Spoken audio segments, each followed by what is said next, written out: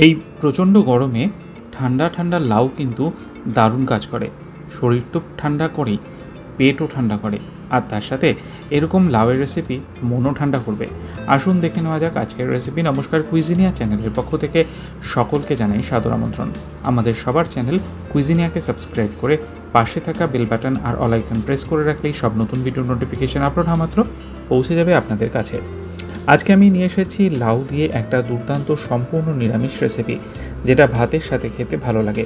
আর গরমকালে লাউ খাওয়া কিন্তু অত্যন্ত উপকারী। আসুন দেখে নেওয়া যাক আজকের পদ্ধতি।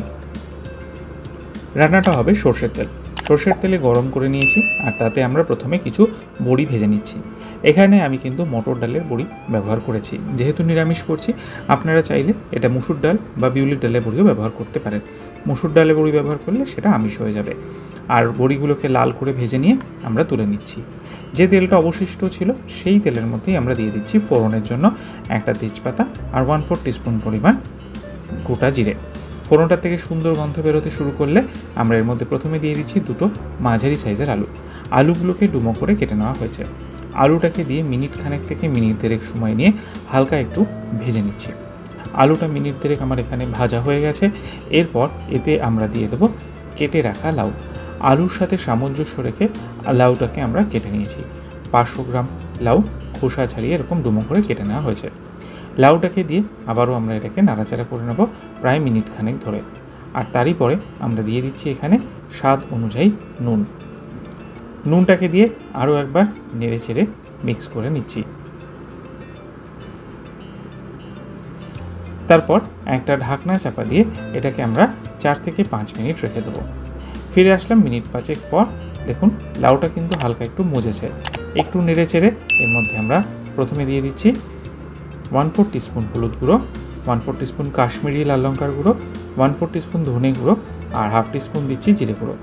ড্রাই স্পাইসেসগুলোকে দিয়ে ভালো করে মিশিয়ে নেওয়া হচ্ছে মিনিট 2 সময় নিয়ে, যাতে মশলার কোনো কাঁচা গন্ধ এর মধ্যে না থাকে। এরপর এতে আমরা দিয়ে দেব পরিমাণ মতো জল। লাউ আলু এগুলো সব সেদ্ধ হতে হবে, সেইটা বুঝে কিন্তু জলটা এখানে দেওয়া হচ্ছে। জলটাকে দিয়ে ভালো করে নেড়ে চেড়ে মিক্স করে নেওয়া হলো। আর তারপর এতে দিয়ে দিচ্ছি আমরা 1/2 টিস্পুন পরিমাণ চিনি। চিনিটাকে দিয়ে আরও একবার মিশিয়ে নিলাম। আর একটা কাঁচা লঙ্কা বা যেরকম স্বাদ মতো কাঁচা লঙ্কা দিয়ে ঢাকনা চাপা দিয়ে এটাকে আমরা 7 থেকে 8 মিনিট সময় নিয়ে কুক করব। মিনিট 8 মতো আমার হয়ে গেছে। ঢাকনাটাকে আমি এখানে খুলে নিলাম। খুলে একটুখানি নেড়ে চেড়ে দেখে নিলাম।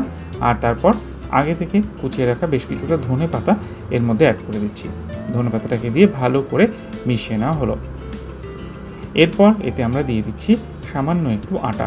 এটাতে কি হয়, এই জলো ভাবটাও চলে যায় আর একটা সুন্দর টেক্সচার আসে, খেতে বেশ ভালো লাগে। আটাটাকে দিয়ে ভালো করে মিনিট খানেক থেকে মিনিট 2 ফুটিয়ে নিন। আর বড়িগুলো দেখুন, ভাজা বড়িটা হাত দিয়ে একটু গুঁড়ো করে নিয়েছি, আর সেটাকেও আমরা অ্যাড করে দিলাম একদম লাস্টে গিয়ে। বড়িটাকে দিয়ে ভালো করে নেড়ে চেড়ে মিশিয়ে নেওয়া হলো।